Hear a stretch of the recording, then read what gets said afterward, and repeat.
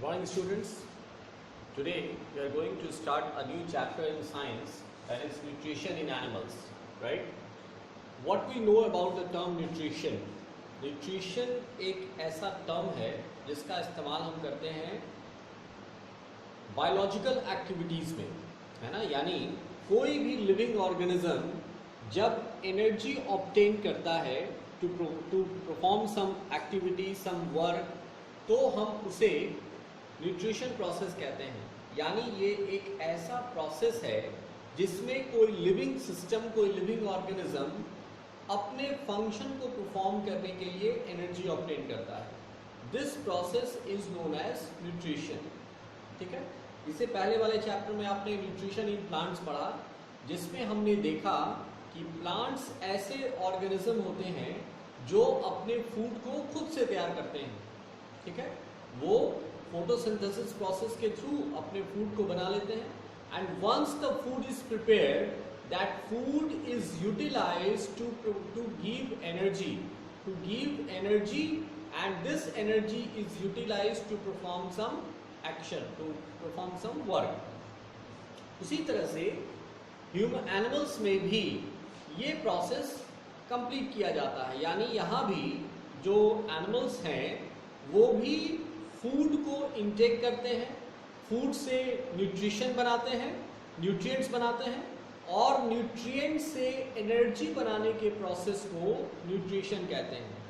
ठीक है, यानी सिंपल भाषा में यदि हम कहें तो nutrition is a process in which an animal obtain energy from nutrients.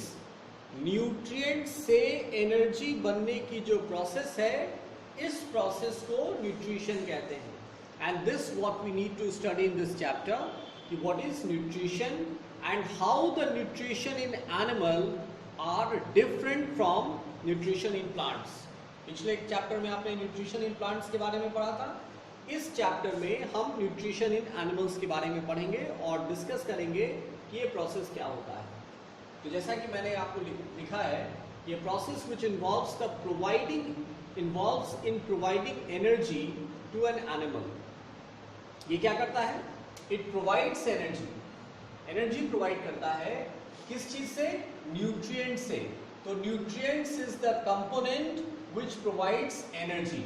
ठीक है, and this process of providing energy from nutrients is called nutrition. ये एनिमल्स के अंदर भी होता है। ठीक है, अब हमने क्या किया? अब हमें ये जानना था कि एनिमल्स का जो न्यूट्रिशन प्रोसेस है, जो एनर्जी ऑब्टेन करने का प्रोसेस है, वो कैसे किया जाए, उसकी क्लासिफिकेशन कैसे की जाए। So we have come to a conclusion कि we have classified the animals on the basis of their food habit.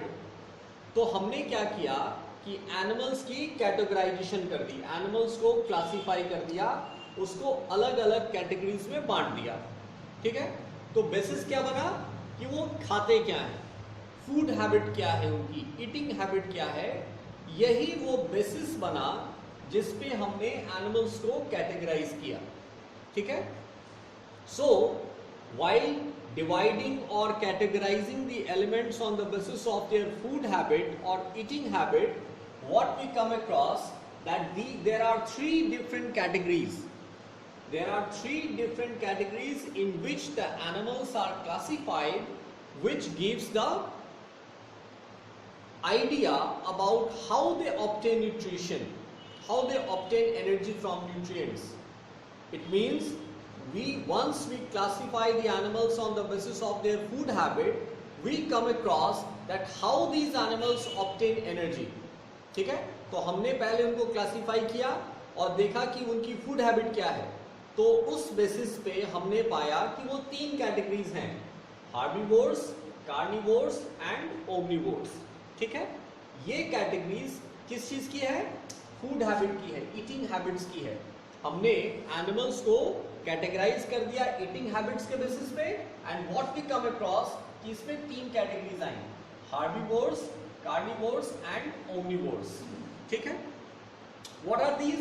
तो herbivores are those animals, this is a category of those animals which are completely dependent on plants and its plants products. ठीक, यानी these animals only consume plants और plants products. Plants products means leaf खाएंगे, fruits खाएंगे, stem खाएंगे, whatever, लेकिन सिर्फ plants ही खाएंगे, है ना? तो वैसे एनिमल्स जो सिर्फ प्लांट और प्लांट्स प्रोडक्ट्स का इस्तेमाल करते हैं अपने फूड के लिए, वैसे एनिमल्स को हमने एक कैटेगरी में रखा और इसको क्या कहा? हार्बीवोर्स कहा. ठीक है, इसमें आप जानते हैं कि ऐसे एनिमल्स आते हैं, काउड हैं, गोट्स हैं, एलिफेंट्स हैं, ये सब जो हैं ये वो एनिमल्स हैं जो सिर्फ प्लांट्स और प्लांट्स प्रोडक्ट खाते हैं. That's why they are considered as herbivores. ठीक है, आगे क्लासेस में जब आप और हायर स्टडीज में जाएंगे तो हम ये समझेंगे कि इनको ये कंपोनेंट्स प्लांट्स प्रोडक्ट से ही एनर्जी कैसे मिल जाती है. ठीक है, will see that it depends on the digestive system of the animals. आपने स्टैंडर्ड 6 में शायद पढ़ा होगा, there is a category of animals called ruminants. Ruminants के बारे में आपने पढ़ा है. ये वो एनिमल्स हैं जो सिर्फ प्लांट प्रोडक्ट्स का ही खाते हैं और surprisingly they has 4 different chambers of stomach in their body.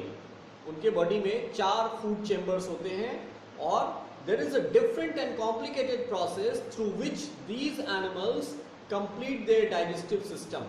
ठीक है, खैर, तो हमने कहा कि पहली कैटेगरीज जो है वो हार्बीवोर्स की है जिसमें एनिमल सिर्फ प्लांट और प्लांट्स प्रोडक्ट्स खाते हैं. The second category is of carnivores.